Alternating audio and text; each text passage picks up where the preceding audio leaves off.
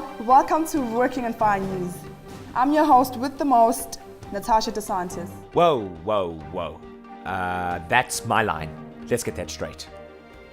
Hi, I'm Louis Botma, and I am your host with the most.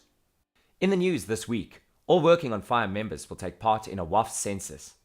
We have a chat with Mr. and Miss WAF from the recently held Gauteng Northwest Fire Camp. Aviation gets 6 new Hueys. We also see how a deaf firefighter drills his team using sign language. Also, a fashion parade in the Southern Cape. HR is in the process of finalizing data transfer to the new Educos computer system. In order to ensure that we have accurate data, we will be having a WAF census for the whole country on the 20th of July. During the WAF census, we will have someone on the ground at all the bases and FFA group of companies to check all biographical, training, banking, PPE and historical data for every individual in the WAF program and FFA group of companies. This is a very large task we are trying to undertake and will need the support of all management and other support staff. So please be patient when the census takes place. Remember, this is just like the national census. Stand up and be counted.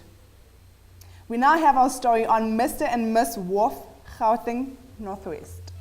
I was very happy, and I didn't know that I'd win, because when they called the third princess and the first and the second princess, I was already given up. And when they said, "Oh, Kagisalo," wow, that was something wonderful, and I knew that I make my mother proud, and I make my team also proud, because I had so many winnings at the training camps. So it was very awesome for me. It was something very awesome, because it's something like I was reaching my destiny. I was so very happy when I win it. So many people were so happy.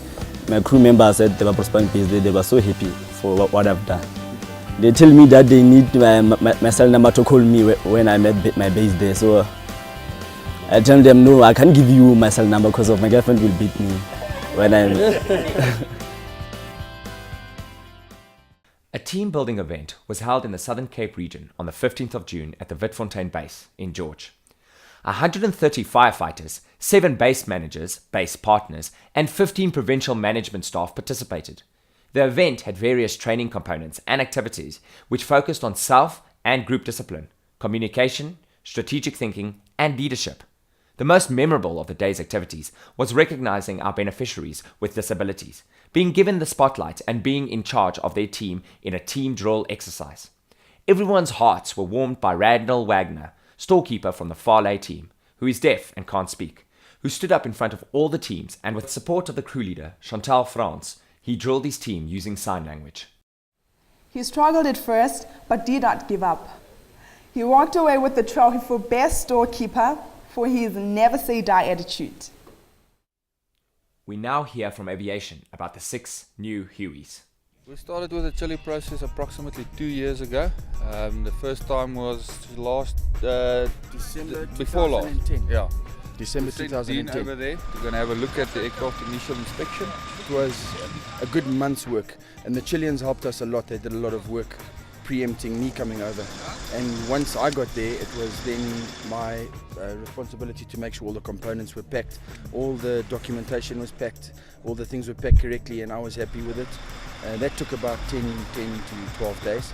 Then they were boarded on a ship a week later, and it took 33 days across the Atlantic Ocean. They were offloaded in Durban 4 days ago, and they're in Nelspruit 4 days later. Yeah, it was a great relief to finally get our machines here in Nelspruit. For us, essentially in the hangar, it's the start of the process. You know, it's been coming for 2 years, and it was nice to actually get all our machines here in one piece and to be able to cork the champagne. You know, so Absolutely. it's just a pity that our CEOs Chris and Johan wasn't here too, and the big boys. But I mean, we have to do it, and now we start getting our machines airworthy and get them to work. We don't have much to say about this next story. We'll just let the pictures do the talking. Cue the sexy music.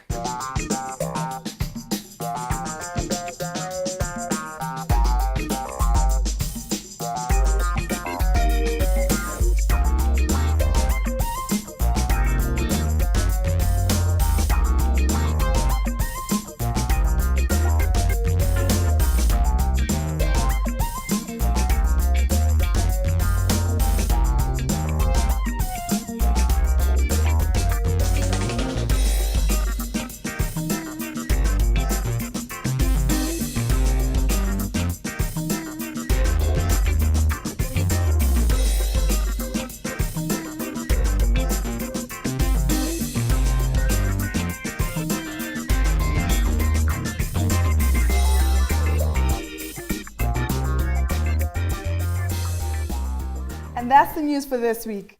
Goodbye for now from the Working on Fire news team.